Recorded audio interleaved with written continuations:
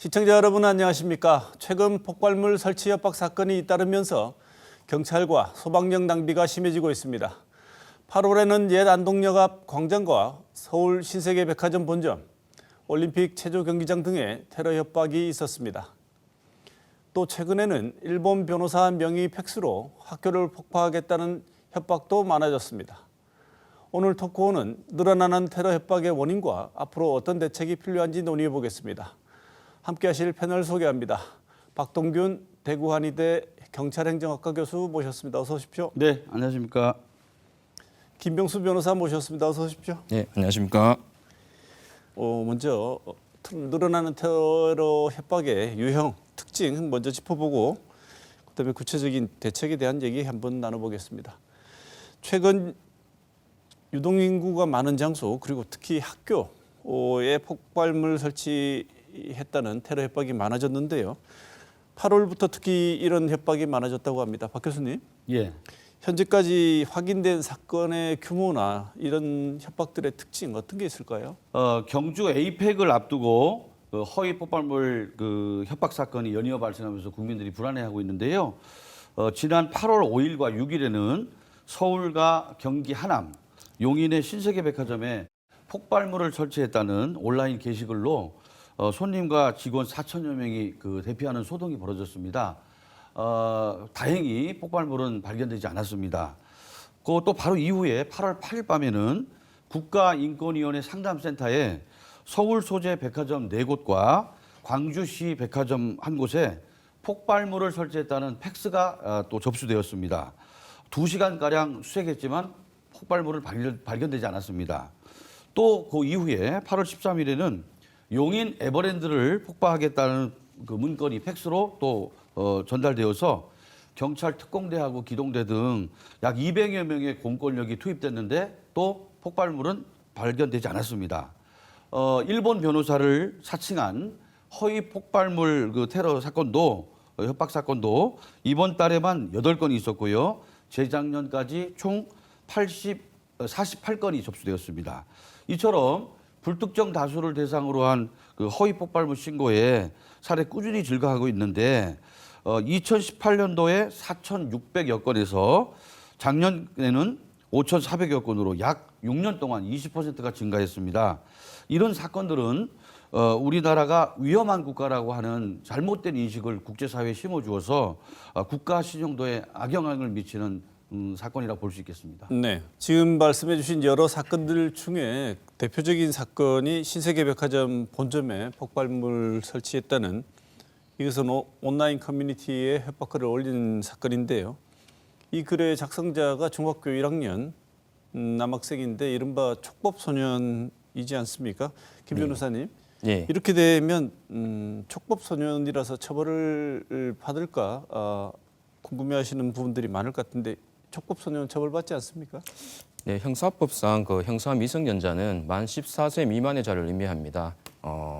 형사적인 범죄를 저질러도 책임이 없기 때문에 형사처벌을 받지 않는 자를 의미하는데요. 형사 미성년자 중에서도 10세 이상 14세 미만의 자를 촉법소년으로 분류하고 있습니다.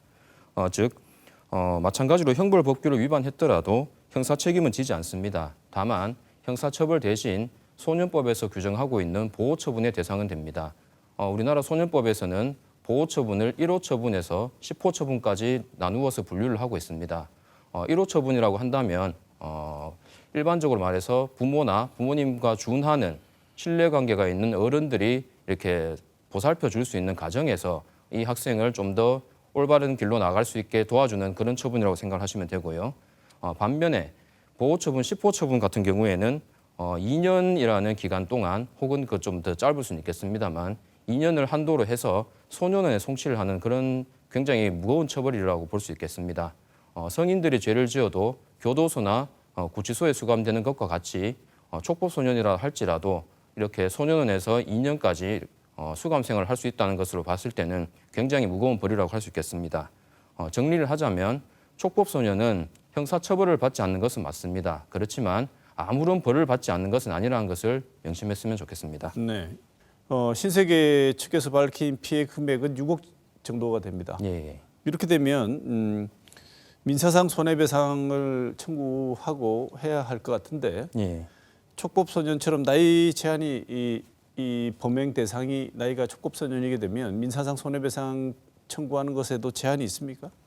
아까 말씀드렸다시피 만 14세 미만의 경우에는 형사 미성년자이기 때문에 형사적인 처벌은 할 수가 없습니다. 그렇지만 민사적인 책임 능력은 조금 법원에서는 별개로 판단을 하고 있습니다. 통상적으로 만 12세에서 13세 우리 뭐 학년 기준으로 봤을 때는 한 중학교 1학년 정도에 해당하는 경우에는 민사적인 책임을 묻는 경우가 있습니다.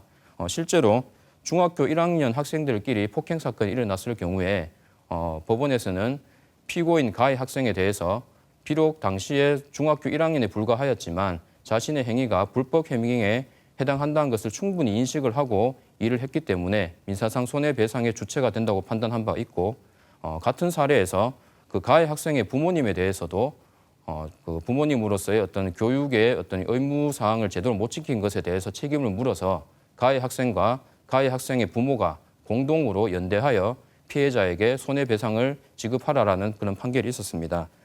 여기 신세계 백화점도 마찬가지라고 보입니다. 신세계 백화점 측에서 가해 학생과 가해 학생의 부모에게 손해배상 청구가 충분히 가능할 것이라고 보이고요. 피해액을 정확하게 특정을 하고 이 피해액과 그리고 가해 학생의 어떤 불법 행위가 상당 인과관계가 있음을 입증을 한다면 상당한 금액의 손해배상액이 책정될 것이라고 예상됩니다. 네, 박 교수님. 예. 또 8월 15일에 말이죠. 아시겠지만 안동역 앞에서 역 광장에서 다큐멘터리 촬영이 사실은 예고가 됐었습니다. 예고가 됐었고 이걸 알고 있는 사람이겠죠. 폭발물 터뜨리겠다는 협박을 했습니다. 그래서 실제로 촬영도 중단되고 모였던 시민들이 다 대피하고 이런 일들이 있었는데요. 이런 협박범의 심리는 어떻게 분석하십니까? 예. 지난 그 광복절 8월 15일 날 그러니까 안동역이 이제 이전해서 예전에 안동역에 폭발물을 터뜨리겠다고 하는 것이 라이브 방송에 이제 오전 7시 반쯤에 이제 떴습니다. 요즘에 최근에 방송되는 영화에도 이런 장면들이 많이 나오거든요. 근데 알고 보니까 잡아 보니까 10대 청소년이었습니다. 그래서 10대 청소년들의 심리를 분석을 해보면 일단 호기심이 많고 또 모험심이 많고 이런 경우인데 이런 이제 테러 위협 같은 경우는 이제 잘못된 그 모방 심리 그리고 심리적 쾌감 이런 것들이 좀 작용하게 되거든요. 내가 전화 한 통을 하고 그다음에 글을 하나 올리는 것만으로 군부대가 이동을 하고 경찰이나 소방력이 많은 사람들이 하고 또 시민들이 불안해하는 것을 즐기는 그런 그 쉽게 말하면 쾌락과 스릴을 즐기는 그런 것이라고 볼 수 있겠습니다. 그래서 아직까지는 그 정상적으로 그리고 올바른 그런 사회관계를 아직 맺지 못한 10대의 나이에 자신을 드러내기 위한 그런 잘못된 그런 그 영웅 심리가 작동한 것이라고 볼 수 있겠습니다. 네. 박 교수님 방금 말씀 주신 것처럼 군대나 경찰들이 막 이동하고 동분서주하는 모습을 보면서 그거 자체를 어떻게 보면 즐기는 듯한 맞습니다. 이런 범죄, 경찰 치안력 소비하게 만드는 이런 범죄를 스와팅 범죄라고 한다고 하는데요. 이 온라인을 특히 중심으로 하는 이런 폭발물 설치 협박 사건, 스와팅 범죄, 김 변호사님, 예. 왜 이렇게 급증했다고 보십니까? 온라인 중심의 폭발물 협박 및 스와팅 범죄가 급증한 이유는 뭐 익명성이라든지 모방 심리, 기술적 접근성 등 복합적인 원인이 결합된 결과입니다. 그 중에서도 범죄자의 입장에서는 온라인에 글을 하나 쓴다든지 수사기관에 전화 한 통 한다든지 하는 굉장히 적은 노력을 가지고도 수십 수백 명의 경찰력이 출동을 하고 수백 수천 명의 시민들이 통제되고 대피하는 그런 모습을 보면서 아까 말씀 주셨던 그런 뭐 어떤 쾌감이라든지 영웅 심리를 충족시키는 그리고 그런 범죄를 보면서 나도 저렇게 할 수 있겠구나라는 모방 심리를 가지고 모방 범죄가 급증하는 데서 그 이유를 찾을 수 있겠습니다. 그리고 이게 인식의 문제도 조금 있는 것 같은데요. 아직까지도 우리나라에서는 이런 장난 전화다. 저 사람 장난 전화 한번 잘못해서 뭐 크게 이렇게 처벌을 받았네. 이 정도로 생각하는 경향이 많은 것 같습니다. 이게 실제로 폭발물이 있든 없든 일단은 공공의 어떤 사회적인 혼란과 그런 뭐 불안감을 조성했다는 것만으로도 굉장히 심각한 범죄라는 것을 인식을 하고 정확하게 우리가 이 문제점을 해결해 나간 것이 필요할 것이라고 봅니다. 네. 올 3월에 공중협박죄가 신설이 됐는데요. 이 공중협박죄가 어떤 건지 박 교수님 설명도 좀 해주시고 네네. 피의자들 살펴봤더니 또 젊은 층이 많다고 하는데 예. 이 연령대들이 어떻게 분포되어 있는지 그다음에 이것이 의미하는 바가 뭔지도 설명을 좀 주시죠. 예. 공중협박죄는 지난 묻지마 범죄 때문에 생긴 제도라고 볼 수 있겠습니다. 그래서 길거리나 이런 데서 흉기를 가지고 이렇게 다니면은 처벌하게 되는 그 죄이고요. 올 3월에 공중협박죄가 신설된 이후 지난달까지